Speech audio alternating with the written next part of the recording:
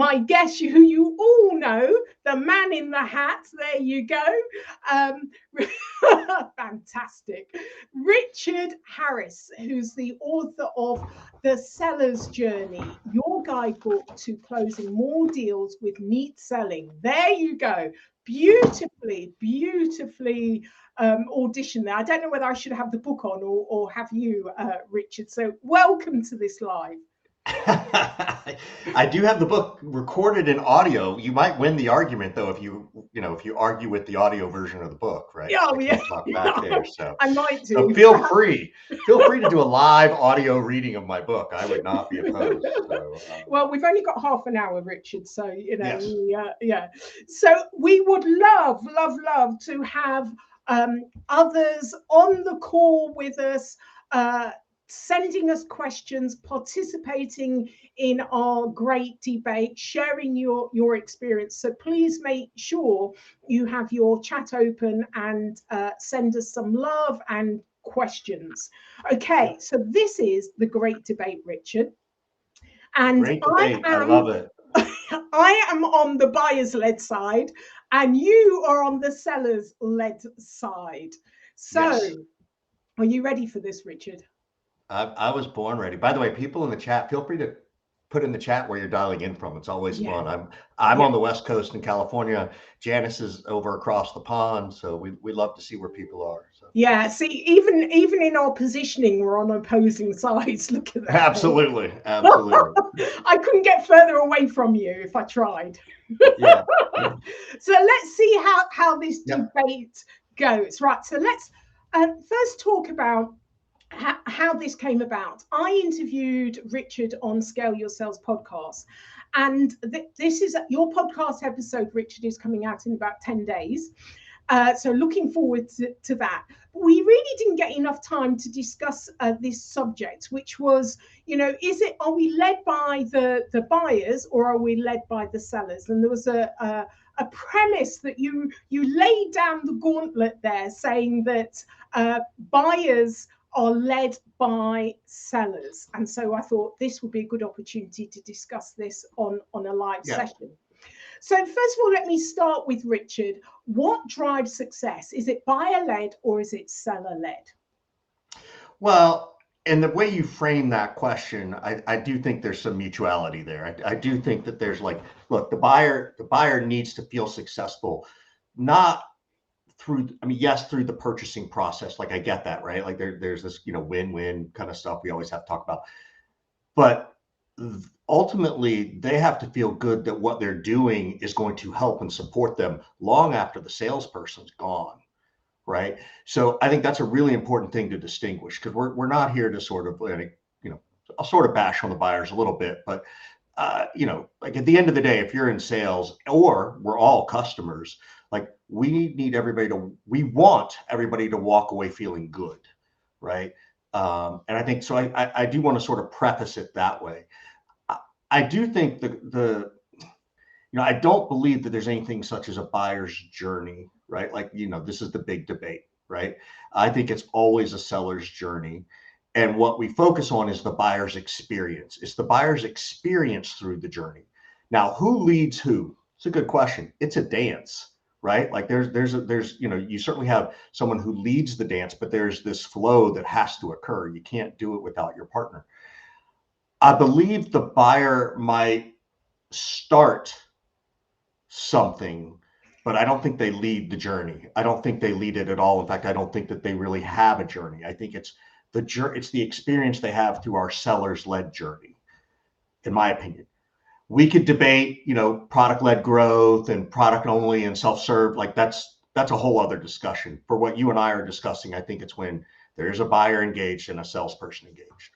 Yeah, this is interesting. Even your terminology when you say, I think the buyer starts something.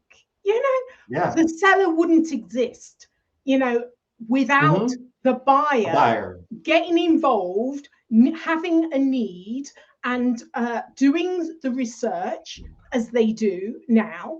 They're normally so far ahead of the seller's journey before they want to interact with a seller. But that's not true. So this is where we distinguish, right? So before a buyer does any of this research, something has to happen. They are either had a bad experience or they're planning ahead to avoid a bad experience. So an experience, they are looking for an experience. And in that moment, to your point, they start to go do research, right? Where do we go? We all go to Google. From that moment on, it's up to us, the salesperson. Did our SEO show up the right way? Do they land on a landing page that they'll keep looking at? How many times have we landed on a landing page and go, nope, I'm going back to the other 6, the other 9 blue links on Google, or the ad, the SEM side. So that to me is where it's about the experience. Okay. Maybe, I get that. You're talking about Yeah. experience. And why aren't you talking about there's a need? So you've said they've either had an experience or a poor experience, or they're trying to anticipate an experience. Well, actually, it's not an experience. How can you anticipate something that doesn't exist? It's a need. It's a need. They actually are aware of a need, whatever it's positive or negative, future or in the past, or they're not aware of the need, in which case the dynamics, the sales dynamics is going to be completely different. But we're talking. But if you're not aware, but if you're not aware of a need, why are you going to search anything? There's well, that's the point, though. It's not always based on experience, because you can have somebody, chief executive that joins an organization. You can have, a company that is purchased by another company. There are lots of business-led decisions and initiatives where it creates opportunities. Right? And it creates a need. Well, now you're using my word, need. Which then means that there's an experience they're trying to maybe they haven't had the experience. How can you call it an experience when it doesn't exist yet? They haven't had it. An experience is something in the past. But they have to. So, all right, this is good. All right, I appreciate this challenge.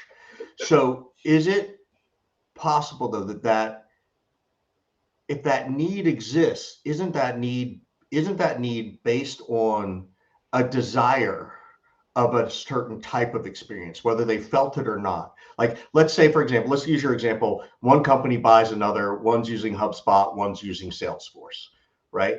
At some point, there is this need to bring these two things together, right? Like, how do we get these two different systems to, by the way, neither of these people are sponsoring us, so HubSpot and Salesforce, you owe us a lot of money. So there is a need to solve this problem. And part of that need is, well, we've got to find an experience that works. So maybe we're viewing it from in different lenses now. And, as I say that out loud, I can see, well, you're right. No experience has been discovered. There is this need to solve this problem. But as soon as they start to look to solve that problem, they're looking at, how do I do this easily, the least amount of disruption, not going to drive, half my reps crazy on one side. Those are all, for me, experiences at this point, are we talking about the seller, or in your example, we're still talking about the buyer is analyzing their decision-making process, the alignment to the goals, which of the two packages is going to more succinctly fit their now joint needs of the two organizations coming together. They're doing all of that analysis. So they're going round kind of trying to assess what is the priority of the needs that they're trying to fulfill. Which ones can they compromise on? But they're doing all of that work before they're reaching out to a seller. Sure. And again, back to the chicken and egg we were talking about on LinkedIn today, right? Like, is it this need that drives this desire for an experience, or is there this experience that they're anticipating, which makes them go, oh, we got to solve this problem, right? And so I think that's where we're saying the same thing, and we're just trying to have a good time on LinkedIn Live. So hope we didn't disappoint anybody listening. So, we haven't finished yet, Richard. Come on. Don't All right. don't We're don't just getting start putting started. out the white flag at this stage. We're Yeah. only 10 minutes in. You've got. Believe me, this is me luring you in. This is a Oh, is false it? sense of Oh, is it? security, Janice. I'm trying to I give you. see you. I see you. I know where you're going with this. Yeah. You're not going to get me. I can assure you. So, Sure.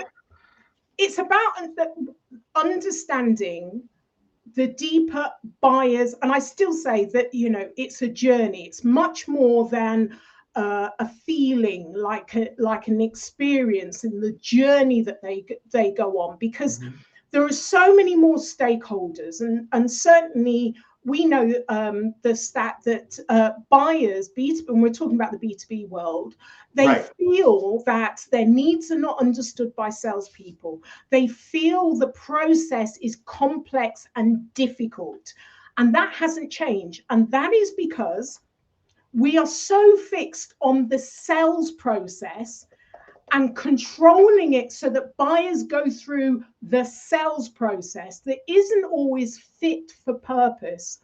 And I think that the dynamics is that we do not pay enough credence to the buyer's journey and the process that they have to go on in order to get to the point where they're willing to exchange money for products or service. But they're the ones that are in control of this, because if they don't put that money down, then we're going to have the usual status quo. Yeah, this is how I see it, right? Is that it's a little bit like the Wizard of Oz, right? And in the one instance, whether Dorothy knew it or not, she gets swept up in this tornado, right? And by the way, hats off to anybody in Florida. I hope you're not listening. I hope you're taking care of yourself. If you are in Florida, please take care of yourself. Not making light of the tornadoes and that kind of stuff. So she has this experience, and she lands in, I was going to say Never Never Land, but that's Peter Pan. But the land of, what is it? The land of Oz, right? She lands there, and she takes this one step onto the yellow brick road. Right? She takes that first step. That to me is like someone recognizing they have this thing and they're going to have to go through this experience. And the rest of the yellow brick road, she runs into the Scarecrow and the Tin Man and then the flying monkeys and, all those things. Right. And I think that process absolutely needs to genuinely start from the buyer. Even on a cold call, the buyer's got to be willing to be receptive, right? Like there's a willingness that's got to be there. It doesn't mean they have to be receptive to buying. It just means they have to be receptive to a conversation. And I agree with you. What you said earlier is like the process is atrocious, right? For so many companies. I think that's why you and I are in business. So, everybody please keep making these bad decisions so Janice and I can stay in business. But from that moment forward, it is about this experience, right? From that, and that's where, and it's not even just sales. I think it's an engagement process, because to the point of, if it's an inbound, right? Or even if it's an outbound, at some point, someone's going to start to do some research, right? And that is tied together between sales and marketing, right? And that's where that disconnect in the process sometimes I think exists, is marketing, rightfully so, needs to articulate things in a certain way from a marketing and brand image. Sales needs to articulate it in a use case specific place, and merging those two things together as people do their research is really critical, right? I hope I'm not derailing us, but I don't think the buyer has control of the purse strings, right? They can try to exert control over the process, and to some extent, you have to give them a little control. You have to. It's like going big game fishing, where you kind of have to let them lead for a little bit, but then you reel them back in and lead. But that's all about giving a good experience that I think the buyer controls. I mean, that the seller controls way more than the buyer. That's why I think it's a buyer's experience through a seller's journey. Yeah, I'm a little bit uncomfortable. I'm a little bit uncomfortable in that. Good. I love making you uncomfortable. Oh, you're naughty, you are. I'm a little bit uncomfortable because I feel it's still very much sellers thinking that they are in control, in that you will let out the fishing tackle and then you pull them in. You let them out and then you pull them in. You're in control of that fishing rod. And you think the buyer is, or the seller is? I certainly do not think the seller is. Oh my gosh. Yeah, I do think that I don't think that the seller is, right? Let's just say that they are not. Okay. And I think that a lot of our terminology that we use is disrespectful to the buyer, and with feeling that they do not have the knowledge. Now, remember, in the discovery, we're asking them a lot of questions. So we know that they have the answers about their systems, their process, their priorities, their stakeholders, who are the object. We're asking the questions because they have knowledge of their own environment. We may guide them or advise them as to how to put a lot of those different elements together in order to support their case. That they have a need, they want to fulfill the need, so we're helping them to support the case, whether it's they're having to navigate it internally or with particular key stakeholders, right? So there's all of these elements that we don't have access to, we couldn't do on our own without the buyers. So what I'm saying is, I don't believe sellers have the control, but what I do believe that sellers should have is an understanding that there's a partnership. And as you say, and I completely agree, it's a dance. But I don't think that one person has the overall power consistently to control the process. What they do have is the ability to set the framework and the guidelines and advice, but all of the elements are what the buyer provides, which is why it is a dance, it is a partnership.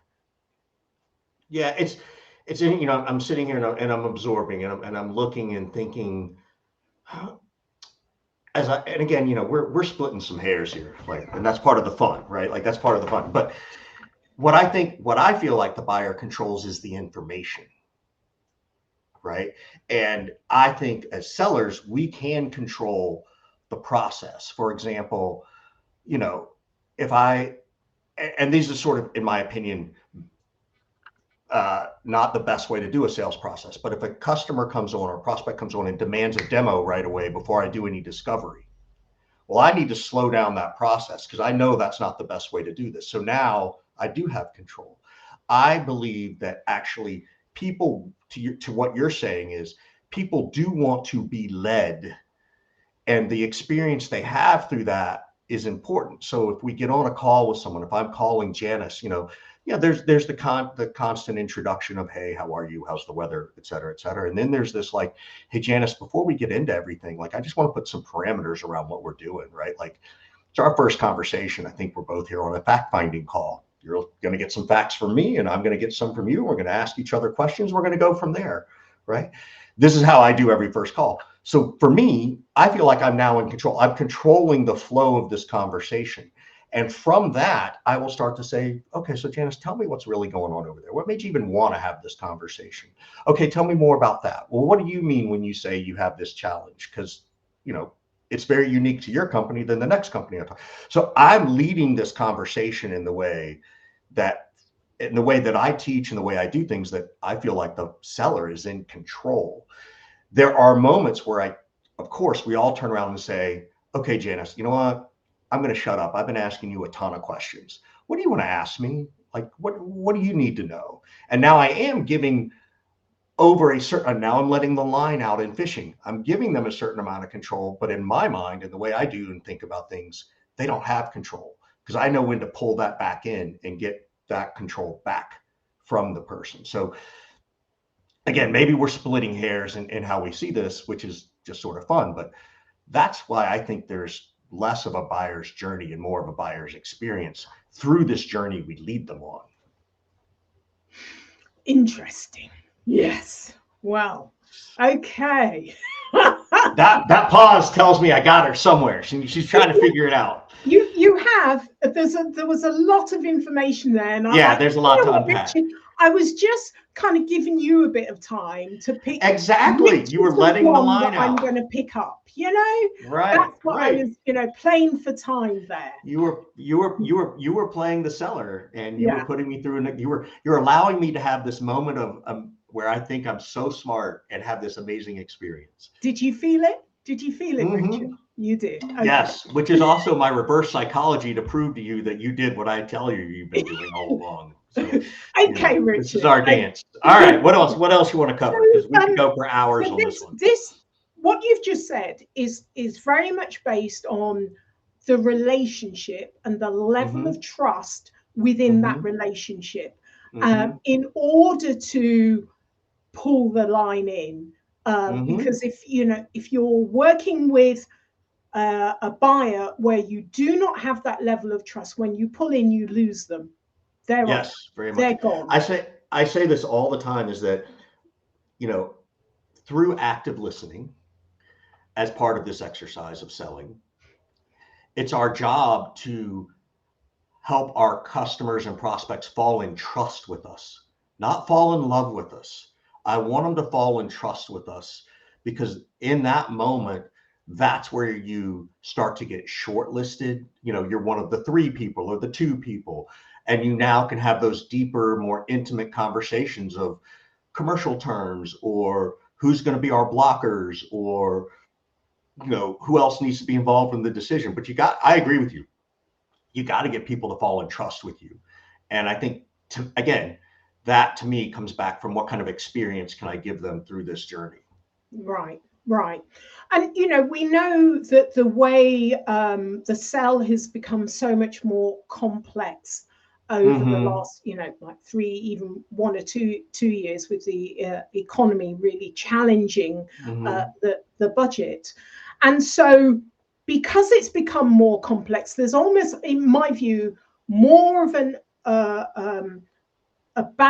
shift of balance of power towards the buyer, because the complexity is in. I think that the sales process is often making more barriers and more barriers for customers. And we remember too much friction. I call it too much friction. Too much friction in the seller's process. Remember the Gartner diagram of the kind of buyer's journey. It's so complex. But actually, I think that there's a shift now to, within the buyer's environment, the complexity is there for them to, because there's so many more stakeholders, so little is actually on the sales process.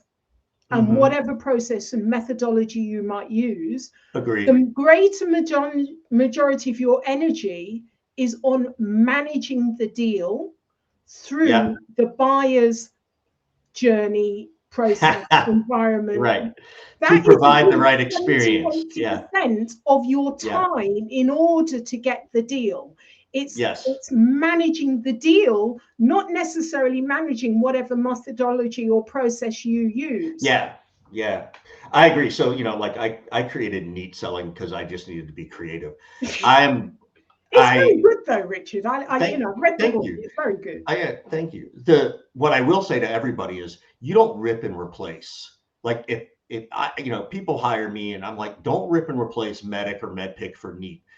It could be possible that Medic isn't the right one, right? Or gap selling or whatever. It could be. It could also be that nobody's been coaching to it. So if you rip and replace it with mine and you're not going to coach to my neat philosophy, then don't rip and replace, right? So I agree with you. I think it's all about having that healthy conversation, that healthy dialogue, earning their trust, right? Earning the right to ask the questions that need to be asked, letting your prospects and customers know that, look, my job as a salesperson, our job as a salesperson is to help our prospects and customers de-risk whatever it is they feel in making this decision. And in many cases, and I will say this, I think you're like me, is that, like, look, I will help you de-risk making this decision. I hope that means you choose me. It might mean you have to choose someone else. So I'll take that as a karma win if I lose the deal, but I've helped you figure out what you need. And I think that's a really important piece because of the complexities of things, right? And I say this all the time is that, as salespeople, we'll get to the right decision maker, but you're never going to get to the decision maker till you get through the skeptics. So I get on first calls and second calls, and I'll be like, hey, Janice, I know after this call, you're going to go have an internal meeting, right? That's what happens, right? We shouldn't be shocked by that. Janice, when you go back to your team, who's the most skeptical person on that team? And what are they generally skeptical about? Because I don't want you to be a ping pong ball. I know they're going to go in there and they're going to be like, Janice, what about this? You're going to be like, oh yeah, we could talk. What are those things? So that now I'm trying to earn some trust for Janice, show Janice that I understand she's got to go have this dialogue. And maybe I can give her a little information beforehand, knowing who the skeptics are. And what ends up happening, in my opinion, is sometimes the skeptic is the decision maker, sometimes they're not. If you ask someone who the decision maker is, they feel like that's intrusive. They feel like you're asking me, how much money do you have in your bank account right now? Right? And so I feel like these are the little things we've got to do to improve that experience, to change this seller's journey, because the journey right now is terrible in most cases, right? And find that way to respect our prospects and customers in a way that supports them through their decision-making process. So I think maybe there's more of a decision-making process to be acknowledged than a buying process. Yeah. Well, I think I've moved you into the middle ground now, and I would absolutely agree with all of you that you've just said. And I was thinking that's a really great summary. He's done a better job than me. That is a great summary. Yeah, I do feel you've moved to the middle ground, though. Yeah. I still call it an experience. There's a process people go through, right? There is a decision-making process we all go through. I think that's different than a buying process. I don't think that there's a buying. The process of buying is an internal buying process. It's not a buyer's journey. So there's a difference between a journey and a process. I think that's where we're different, right? Like I can acknowledge there is a process someone has to go through this journey that I have to create. So assuming they take the first step on the yellow brick road. So what makes what you do as a process and what they do a journey? Well, I think they go hand in hand, right? Like, so for me, I have a process that I want my prospects to go through. We all have it, right? There's a first call and a second call. And like, this is everybody's sales process. It's not what's in the system, but it's, you have suspects, you have prospects, then you go through qualifying, then you go through discovery, then you go through a selection process, then you go through negotiation and closing. Like that's a sales process. That's every sales process I've ever seen, except people rename those stages things like demo or proposal, which are not a process. Those are activities within the process. So I think you have to sort of figure out what is their internal process to making a decision as they go through this journey that we've created, right? And yeah, go ahead. Yeah, so then I'm thinking, so you've got the 7-step sales process that we all kind of know and love or not. And right. Buyers have, you said that, they have an internal journey.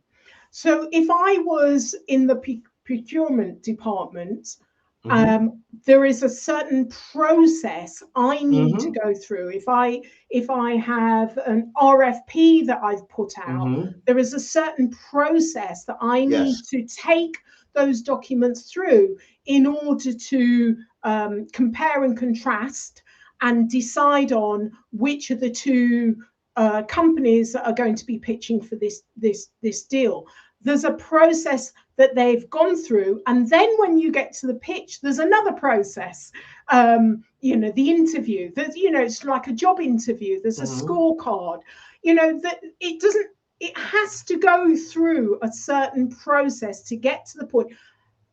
Even just for a compliance point of view, internally, it isn't just an ad hoc journey. There is various stage gates and timings. This is why you can ask as a salesperson, what is what is that journey or process like for you? What has to happen? Who needs to sign this off?